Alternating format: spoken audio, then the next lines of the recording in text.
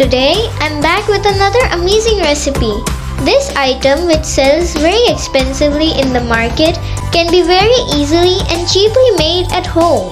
Before we get to it, be sure to subscribe to our channel and press the bell icon to get notified about our new videos. For today's video, we'll be making breadcrumbs.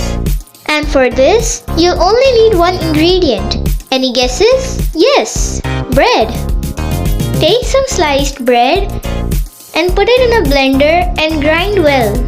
Then spread these grinded crumbs in a tray, and then you can either let it dry in the sun or inside under a fan. If you want white breadcrumbs, then cut the edges off from the bread.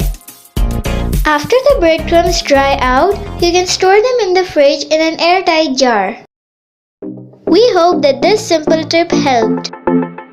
Remember, eat healthy, stay healthy by preventing preservatives. Thanks for watching, and I'll meet you in my next video. Till then, bye!